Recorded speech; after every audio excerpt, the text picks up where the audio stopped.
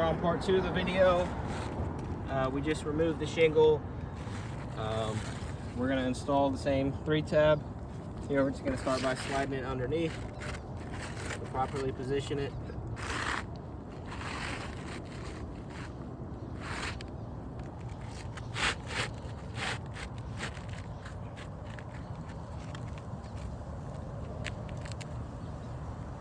That looks good in there.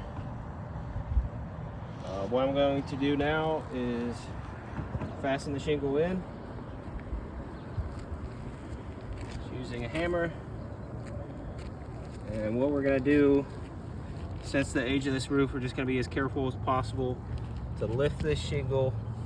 In order to nail this shingle in, I need just the minimum requirement to strike my hammer with. So this is all I'm going to be lifting it.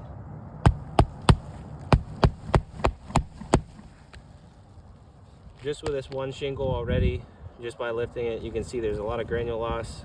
Looks like there's some creasing here, but we're going to continue to do our due diligence and work our way down the line. This one already has a line in it just from removing the shingle, so we're going to just be as careful as possible.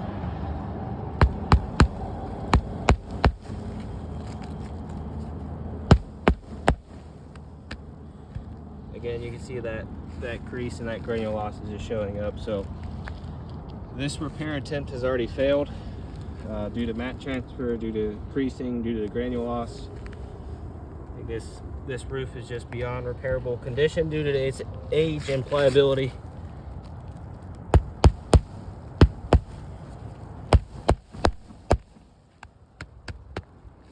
Again, you can see a lot of granule loss just from that. Manufacturer requires 4 nails per shingle, so we're just going to put our last one in here.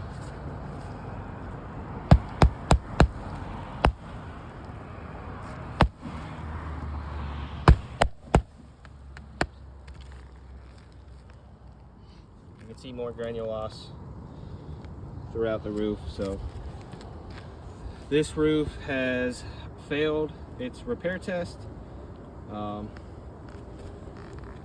Due to the granule loss, due to the mat transfer, due to the creasing.